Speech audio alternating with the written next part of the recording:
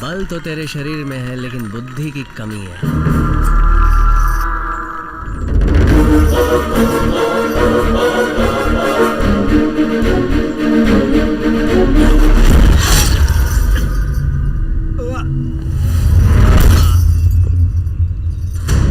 जब हार गया तभी मर गया। रानी को मुझ पे कोई संदेह नहीं है, बस ये बीच के लोग हैं जो मुझ पे संदेह कर रहे हैं। अब बोलिए मुझे किसके साथ लड़के साबित करना है?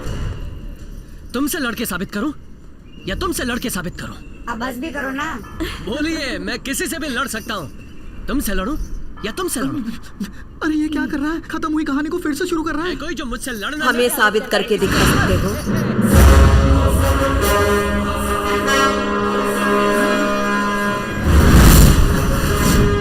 गलत नहीं है। बिल्कुल नहीं रानी। अरे रे क्या है? दवा का असर शुरू होके 8 निमिष पूरे हो गए हैं। तब तो हमारा शनि शुरू हो गया। एक वेताल की तरह लड़के तुमने जीत हासिल की।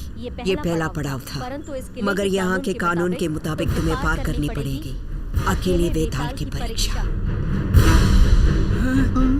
रानी से बात करने में समय बर्बाद हो रहा है। अगर तुम इसमें जीत गए तो मैं बेशक मान लूंगी तुम एक वेताल हो।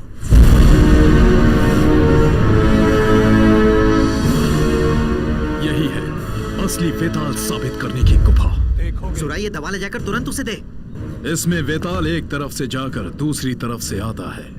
एक वेताल का शरीर ही इस गर्मी को सह सकता है, लेकिन मनुष्य का शरीर इस गर्मी को सह नहीं पाएगा। देखोगे। छोड़ दो उसे।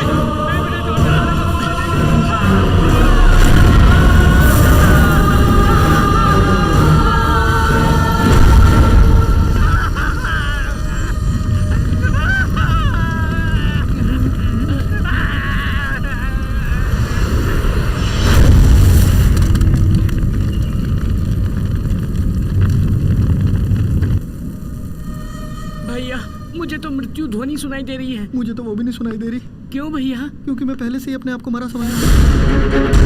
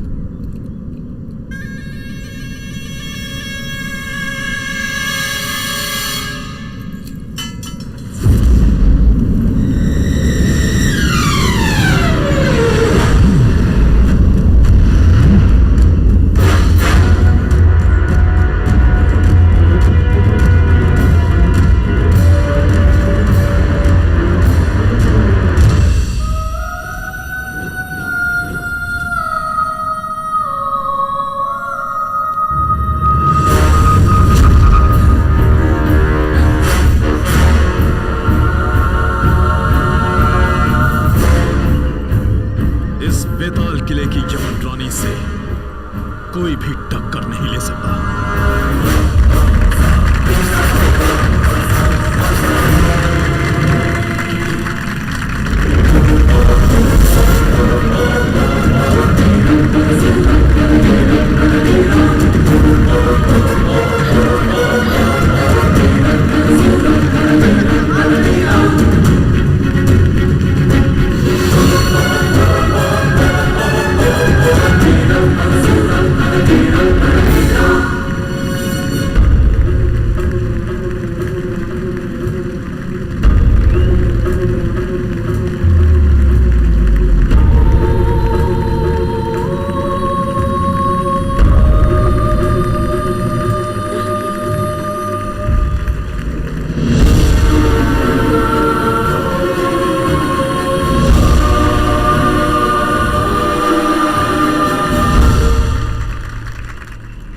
मेरी बेटी राजकुमारी मंताकिनी की शादी महावीर मगधीरा के साथ करने का मैंने फैसला किया।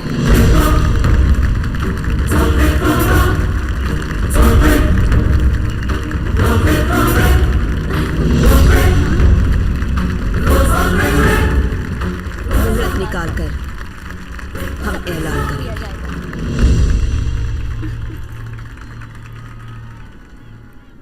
मगधीरा वेताल परीक्षा में भी बच निकला, इससे पहले कि किसी को पता चले।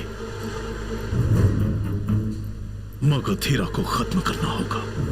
वो भयानक दरिंदा कहाँ है? बहुत रो रहे हैं ना?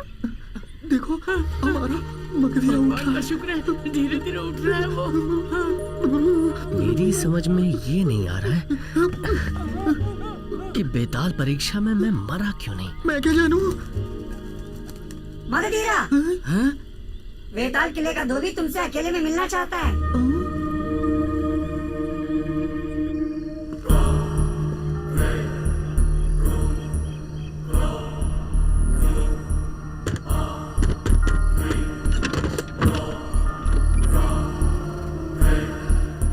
ये पत्ता तुम्हारे बिस्तर में पीठ की तरफ मिला। ये तो मैं बचपन से खाता आ रहा हूँ। जानते हो ये पत्ता क्या करता है? तुम्हारे शरीर में जो बेताल शक्ति है उसे रोकते हुए बाहर से एक साधारण मनुष्य का रूप देने वाली अद्भुत जड़ी बूटी है। मतलब मैं भी एक बेताल हूँ क्या? बिल्कुल, तुम एक बेताल हो। तुम्हारे पिता कौन है पता है?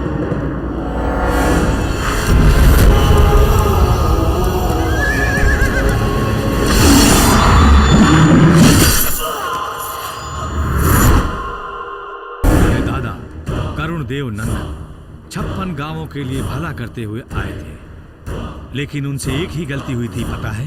वो थी उस जल तरंग को दलपति बनाना, और उस दिन से उसने अपना असली रूप दिखाना शुरू कर दिया।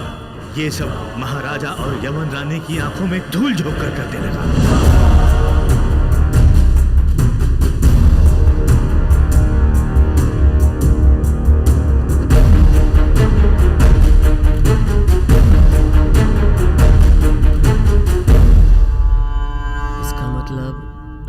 को पतंग बना के उसकी डोर जल तरंग ने अपने हाथों में रखी। सिर्फ इतना ही नहीं, जल तरंग के इस खेल में विधि भी उसके अनुसार घोर तांडव नृत्य करने लगी।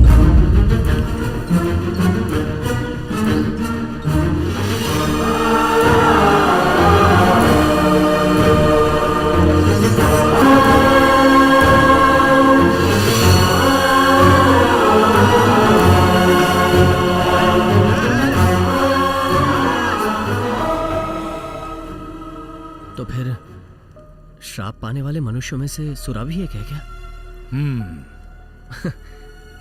इसलिए वो बोलता है। तुम्हारे माता पिता को काले चीते ने मार दिया ये कह के जल तरंग ने नाटक किया।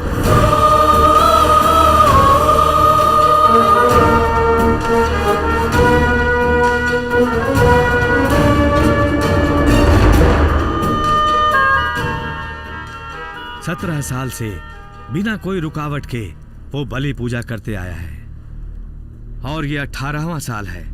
कल सूर्य ग्रहण है, आखिरी पूजा है। मगधीरा, तुम्हें उस पूजा को किसी भी तरह रोकना होगा। पूजा अगर सफल हुई तो पूरी मानव जाति उसके चंगुल में फंसकर मिट्टी में मिल जाएगी। इसे सिर्फ तुम ही रोक सकते हो बेटा। कहाँ गया मगधीरा? दिखाई नहीं दे कुछ रहा। बता के भी नहीं गया। हाँ? ये क्या बड़े भाई के ऊपर हाथ रख रहे हो तुम? हम फंस गए क्या? वही तो। मैं भयानक दरिंदा हूँ।